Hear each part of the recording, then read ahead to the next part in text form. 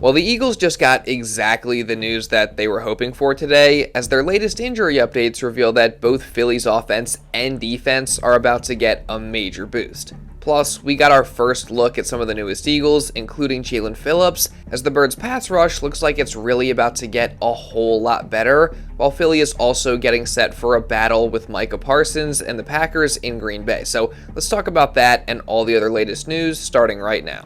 Hey guys, so I hate to start the video off this way, but I have to say rest in peace to Marshawn Kneeland. I mean, if you somehow haven't heard by now, the Cowboys put out a statement this morning confirming that the 24-year-old defensive end had tragically passed away. And obviously, this is just so sad. Like, he was so young. He literally just scored a touchdown on Monday. So the fact that he's gone is, again, just such a tragedy. My prayers go out to him, his family, his girlfriend, the Cowboys, and everyone who knew him. And I would say to you guys, just make sure you're checking up on your loved ones, because apparently Kneeland had a history of mental health issues, and that eventually did lead to him deciding to take his own life. I mean, it's just horrible. So, guys, I just want to say, check up on people, love them, pray for them. Like, you could actually save somebody's life. And link below this video, I'm going to have a fundraiser for the American Foundation for Prevention, so you can go donate to that if you want to. If I can figure it out, I'm going to try and keep that up all week, so again, consider getting involved there. And let's not forget, as Eagles fans, some of our very own players like Lane Johnson and AJ Brown have a history with this sort of stuff, and I think it's important to remember AJ's message on the topic. Reach out to someone. Don't be afraid to talk to somebody. Don't be afraid to seek help, because somebody was there for me, and ultimately saved my life. So keep going, keep going. I'm pretty sure you have people who love you and care about you. So don't be so hard on yourself. Take it one day at a time. You get to choose your feelings. However, whatever mood you want to be in, you get to choose it. If you want to be happy, you can be happy. If you want to be sad, you be sad. But you can choose it and you can change it just like that. It's just a choice. Yeah. I'm a completely different football player. I definitely grown off the field as well, but on the field, I'm a whole different person.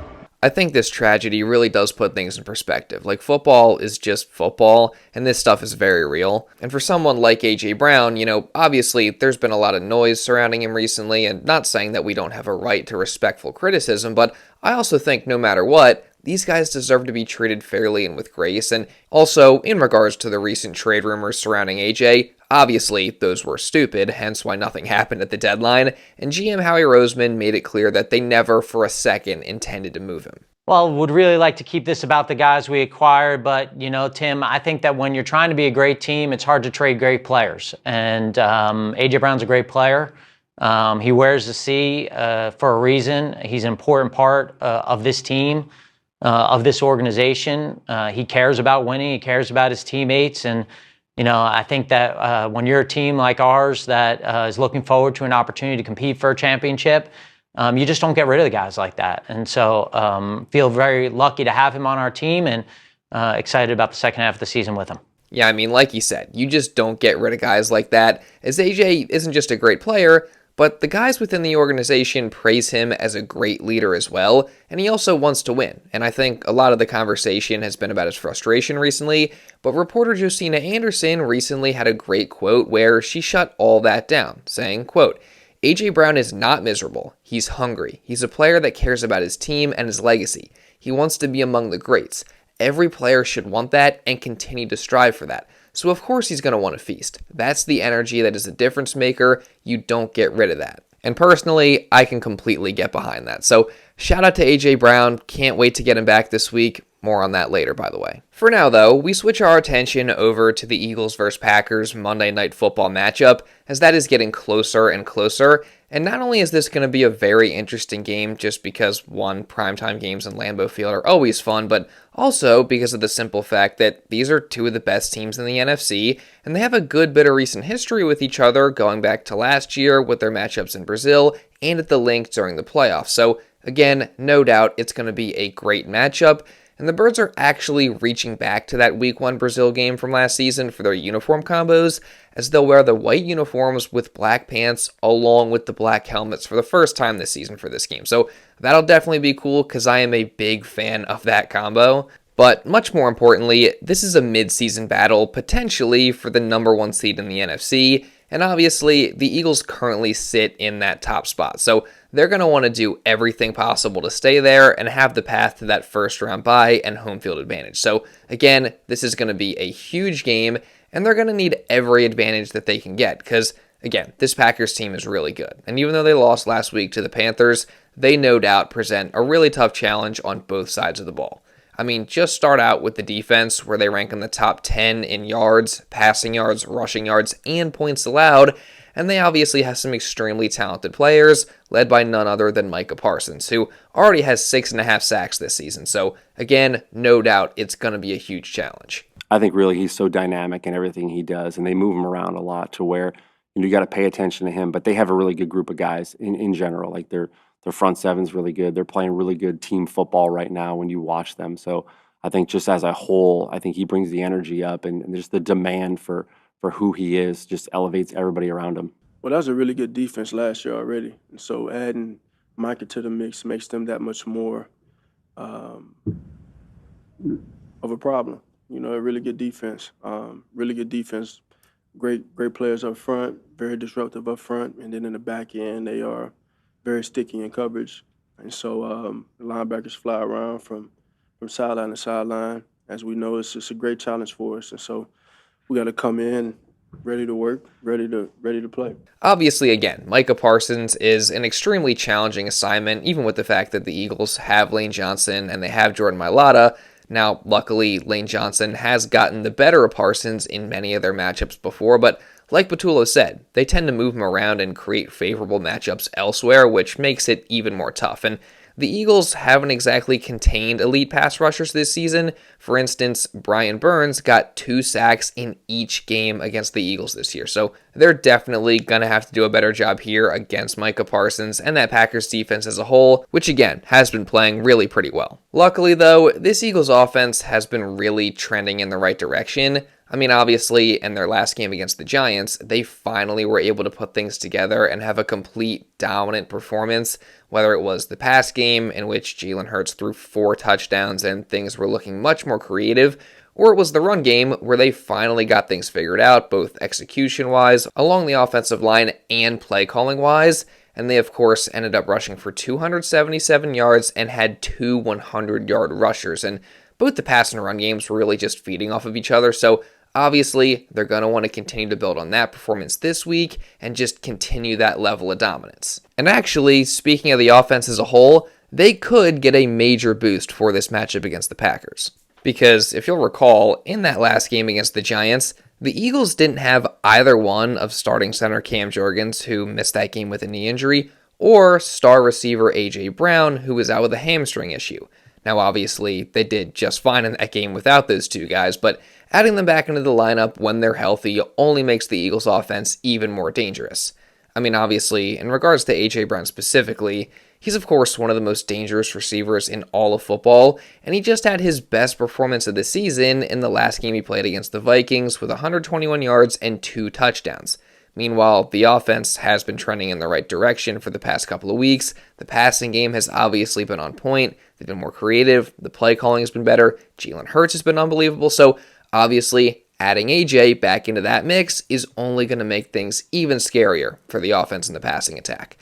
And luckily, AJ was back out there today at practice. So, I'd say that's a pretty good sign that he has a very real chance of returning this week in this game against the Packers. Unfortunately, though, Cam Jurgens was not out there, so it is early in the week and things could change, but definitely not a great sign for his availability. Getting back to the good news, though, Saquon Barkley was out there at practice as well after he got injured late in the Giants game, which, that's no surprise. All reports after that game said that he was probably going to be fine this week. So, again, no surprise, but definitely a great sign that he was out there.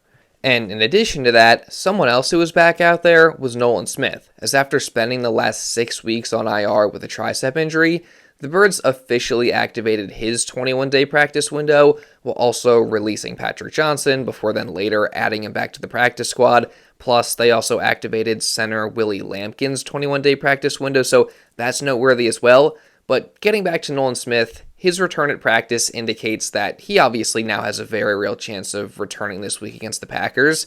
And obviously, that's huge. I mean, the Eagles currently rank down towards the very bottom of the NFL in sacks, with just 16 so far on the year. Now, they did start to trend in the right direction in their last game with 5 of them, but no doubt adding Nolan Smith back into the mix, who was probably this team's best pass rusher down the stretch of last season and in the playoffs, is going to give them a much-needed boost. So I'm definitely excited about that, as am I about Brandon Graham likely making his debut this week as he continues to work his way back into playing shape and just get into the swing of things since coming out of retirement.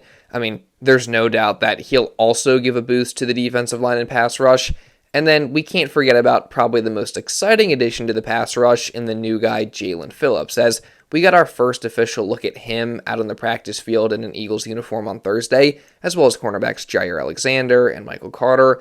And while there are things that I do want to say about Alexander specifically, for today, I want to focus on Phillips, as we also got to hear from him during a press conference, and he just seems so fired up and ready to contribute. Yeah, I mean, I thought I was excited day one. I mean, talk to me now. Like, this is literally the greatest thing that's happened to me in my whole life, probably.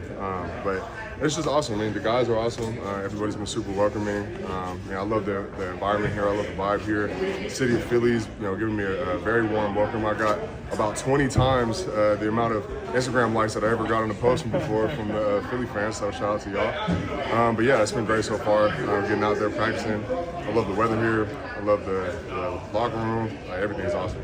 As I said in my previous 2 videos, I am just so excited about Jaelan Phillips and what he can add to this Eagles defense and pass rush. I think he's a phenomenal player, and I cannot wait to see what he can do. And overall, I think this Eagles pass rush is about to get a whole lot better. I mean, like I said, the numbers haven't really been there this season, but adding in Phillips, adding in BG, and now having Nolan Smith jump back into the mix, I think is going to make a huge difference and maybe take this Eagles pass rush from one of the worst in the league to one of the best. And again, the Eagles are going to need all the help that they can get in this game against this good Packers team. And on the offensive side of the ball specifically, they're loaded with talent. Now, yes, they did lose their tight end and leading receiver in Tucker Kraft for the season with a torn ACL, which no doubt, that's a major blow. But they still got a really good scheme, a really good play caller, and they got a talented group of players as well that has also been near the top of the league in production in terms of yards, passing yards, and points. So no doubt it's going to be another tough test for this Eagles defense and one that they have to be ready for. They're really good on offense. They're really balanced. They run it well. They got one of the best backs in the league. They have a good scheme that they're committed to and they do well. LaFleur's the offensive coordinator. He calls it. He has good command of his offense. Quarterback has good command of it now. It's the only system he's ever been in. And you could see it. They do a lot of motion, a lot of movement. Good tight ends, good receivers, good back, obviously.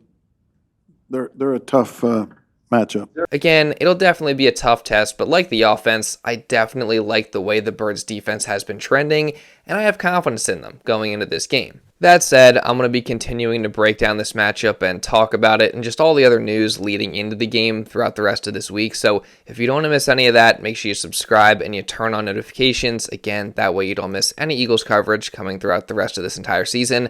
And also, if you did enjoy this video, make sure you drop a like. Let's see if we can hit 500 likes today because it really does help me out a ton. And also, hit the hype button because that helps me out a ton as well. Also, again, go consider donating to the American Foundation for Prevention. That'll be linked down below the video. And also, just leave a comment regarding anything that I talked about in this video. And if you do want to watch another Eagles video, you can check this out right here. Now, with all that being said, that's pretty much what I got for this one, guys. So thank you all so much for watching, and I'll see you in the next video.